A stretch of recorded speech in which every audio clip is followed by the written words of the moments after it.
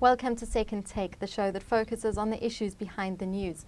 As power supply from state-owned utility Eskom becomes significantly more expensive and unreliable, mines are turning to solar power and fuel cells to keep them running.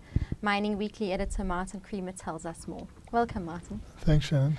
Now, the platinum refinery of Impala Platinum is to be partly powered by platinum fuel cells in the near future. Tell us about that. Yes, they want to start off with 2 megawatts, which is moderate, and they're hoping that that'll take place this year. And then they are planning and studying 20 megawatts, because it'll actually need 20 megawatts to come off the grid. And that's their ambition, to take the refinery right off the grid. In the meantime, with 2 megawatts, they could take away all their generator sets and not worry about peaks. So, that's an important move on their part, showing that where there is energy intensity, not like underground in the mines, they're quite concerned. And it means that the platinum refinery will be using platinum to actually power itself, which we've been saying for a long time that we should see in South Africa. Because we see it happening in Japan. 5.3 million houses now are going to be powered by fuel cells using platinum. Fuel cells all use platinum, which is music in the ears of all South Africans, because we've got the biggest source of platinum in the world. And of course, Zimbabwe will also benefit because they've got quite a lot. But the automotive side is also moving. We see both Hyundai and Toyota. By the end of this year, they will have fuel cell driven cars competing quite heavily there. I think Honda also wanting to come into the scene. And when the Prius came out, people sort of wrote it off as saying it wouldn't happen, and we can see that it's actually Toyota did succeed with that. This is a big advance on that, because it's not like a battery that has to be charged all the time. It's a different system. So hopefully we'll also set up the points where you can fuel these fuel cells like they're doing in Japan already. And the government of Japan is mandating that certain cars have to use fuel cells. So I think it's a collective action in Japan. They can see the future, and hopefully we'll be very much part of it. But already a company like Impala Platinum, the second biggest producer of platinum, is looking to using that platinum to get power. And in its mines underground, it's now testing and trialing the use of the fuel cell to drive the locomotives, to drive the load-haul dumpers. There could be a lot of action in that space as well. What sort of costs are they looking at?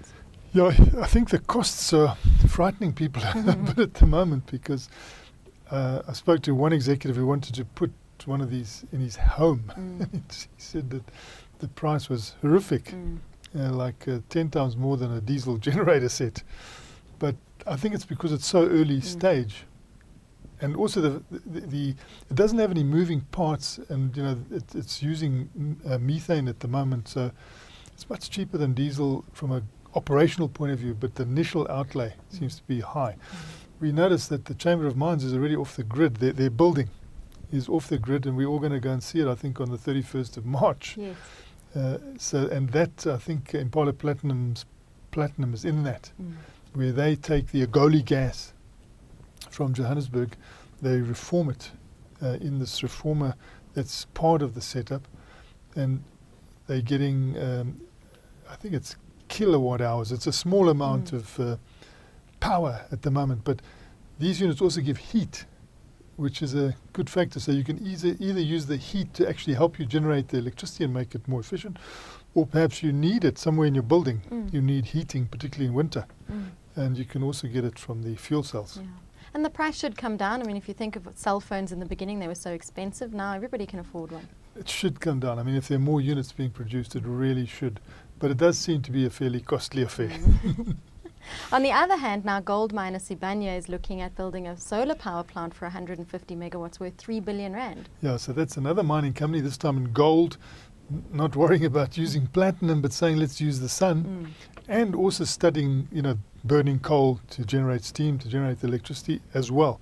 So a twin track, but it seems very keen on a massive, big solar-powered project. And, it boggles the mind as to how much solar power you'd have to have there, because he's talking about Driefontein gold mine. This is a deep-level mine, and he's talking about powering it by the sun, or using the sun to power it. Very interesting one. We'll see how that moves. And again, both with Impala Platinum and I'm sure with Sibanye, they won't own the installation. So another private sector company will come in and own and operate it, which is it's useful for these companies because their core business is mining. They don't want to have to be power station suppliers. So someone else can take that. They will just guarantee an offtake at a tariff which they say in Springs, if they do get that refinery right, it'll be probably at the same price as Eskom from a platinum point of view. But I'm sure maybe at Driefontein they're looking at a price that is lower than the Eskom tariff.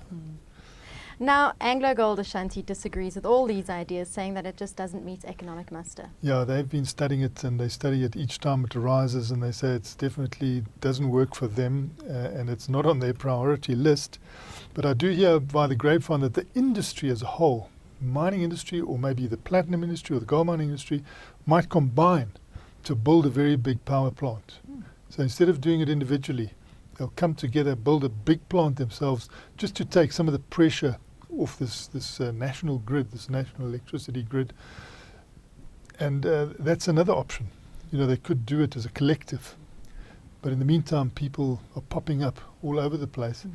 And talking about, a lot of the energy saving side, not only generating electricity, but consuming much less. And a lot of monitoring going on so that you can save that electricity. So I think our electricity has been so cheap here that we've actually used too much of it. Most of the mines have cut back quite substantially. I think they were required to cut back their consumption by about 10%. Most of them have got to a 20% level and still working on it. So, if you can cut back, it's also like building another power station. So all directions are being used. I'm sure out of this should come something positive, because I understand that these mining companies are sitting in that war room as well. They've got representatives in there, or otherwise the energy users group, the intensive energy users group represents them. They're feeding information in. So I think this war room is quite a useful way of really finding out what the country needs. And the mining industry is very much involved in there. I wish they'd have a war room with some of the other things that we need to do, potholes, and get those done. But I'm sure that in time we will come right. Yeah. Now, if all the mining companies, for instance, come together and decide to build a power station, that would mean government would have to move then on the independent power producer situation. Yes, and of course we see the Department of Energy this week receiving 77 bids for renewable energy. So there are a lot of different initiatives on the go.